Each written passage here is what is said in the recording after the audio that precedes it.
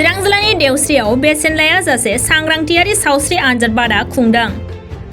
Journalist association for Assam सुंद'यै जापानी चिरां जिल्ला आफाद आरो centre of medical and sales representative union Bongaigaon जिल्ला कमिटि आरो बङाइगाव स्वागत हस्पिटेल एन्ड रिसार्च सेन्टारजों लोगोसे चिरां जिल्ला दुलाराय सावथाल फरायसा आफादनि हेफाजाबजों बेसेन लायाजासे सांग्रांथियारि सावस्रि आनजाद बादा खुंनाय जायो। बे सांग्रांथियारि सावस्रि आनजाद बादाखौ चिरां जिल्लानि भारत भुटान सिमना देवस्रियाव खुंफुङो।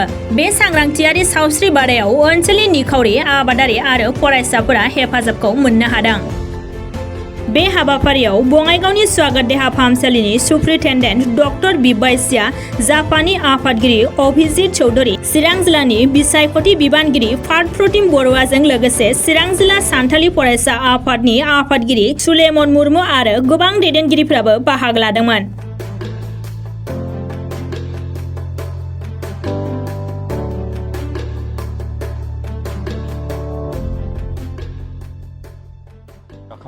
चिरां जिला समितिয়ে আজি আয়োজন কৰিছে হেল্থ কেম্প। চিৰাঙৰ দেউশ্ৰী আমি সঁচাকৈ সকলোৱে জানো অতি ভিতৰুৱা অঞ্চল। আজি প্ৰায় 300 মান পেচেণ্টছ ইয়াতে চোৱা হ'ল আৰু ফ্ৰী মেডিচিন ডিষ্ট্ৰিবিউট কৰা হ'ল। লগতে আমাৰ সান্থাল ষ্টুডেণ্টছ ইউনিয়ন বঙাইগাঁৱৰ স্বাগত হস্পিটেল লগত CRU বঙাইগাঁও তেখেতসকলে আমাৰ যথেষ্ট সহায় সহযোগিতা আগবঢ়াইছে। আৰু আমি আজি এই দেউশ্ৰীৰ পৰা চিৰাংবাসী এটা কথাই ক'ব বিচাৰোঁ যে যেতিয়াই জাফাক বিচাৰিব আপোনালোকে এনেকৈ টাইপৰ হেল্থ কেম্প বা আন কিবা সামাজিক কামত আমি জাফা নিশ্চয়কৈ ওলাই আহিম। আমি প্ৰতিজ্ঞাবদ্ধ, কিন্তু সমাজৰ কাৰণে সাংবাদিকৰ লগতে সমাজৰ কাৰণে কাম কৰিবলৈ আমি আগবাঢ়ি আহিছোঁ। চাওক, এই অঞ্চলটোত মই 2-3 মান আহিছোঁ।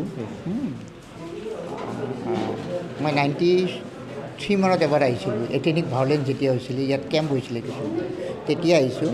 তেতিয়াৰ পৰা মই যি দেখিছোঁ সেই অঞ্চলৰ এতিয়া এইটো অঞ্চলত বেছিভাগ মেলেৰিয়া কেছ আছিলে, কিন্তু এতিয়া অলপ কম, মেলেৰিয়াটো কমিছে।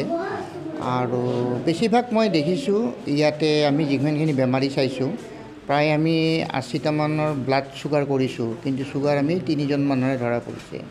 প্ৰেছাৰো আমি খুব এটা বেছি পোৱা নাই, কিন্তু উইকনেছ, জেনেৰেল উইকনেছ আৰু এনিমিয়া, এই মানে ৰক্তহীনতা, এই দুটা বেমাৰ খুব বেছি ইয়াতে পাইছোঁ।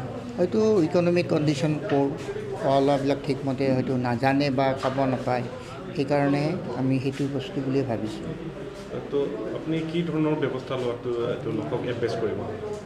এটা চাওক, নিউট্ৰিশ্যনেল ছাপ্লিমেণ্টটো আমি দিব নোৱাৰোঁ। ইয়াত অন্য ডিপাৰ্টমেণ্ট আছে, আমাৰ অংগনবাড়ী চেণ্টাৰ আছে, ছ'চিয়েল ৱেলফেয়াৰ আছে, হয়তো আপোনালোকে যোগাযোগ কৰিলে তেওঁলোকৰ লগত পাৰিব। আৰু মোৰ মতে মই এটা এৱাৰনেছ মিটিংটো অতি জৰুৰী দৰকাৰ, কাৰণ এই এৱাৰনেছ মিটিঙৰ দ্বাৰাই আমি কি পথ্য কেতিয়া কেনেকৈ খাব লাগে, হয়তো যিখিনি বস্তু খাব লাগে আমাৰ মাজত আছে, কিন্তু আমি বিচাৰি উলিয়াব পৰা নাই কি খাম। যে খাদ্য বুলি ক'লে যে আমি মাংস খাব লাগিব, ডিম খাব লাগিব বা গাখীৰ খাব লাগিব, সেইটো নহয়। আমাৰ শাক পাচলি এনেকুৱা ধুনীয়া ভেজিটেবলছ আছে আমাৰ ইয়াত, যিটো খাই হয়তো আমি নিউট্ৰিশ্যনেল ছাপ্লিমেণ্টটো পাব পাৰোঁ। চাউলটো ধৰা আমাৰ ইয়াত গাঁৱলীয়া ধৰণৰ ভাল চাউল পায়, গতিকে চাউলটো যদি আমি ভালদৰে খাব পাৰোঁ, আমি নিউট্ৰিশ্যনেল ছাপ্লিমেণ্টটো পাই থাকিম।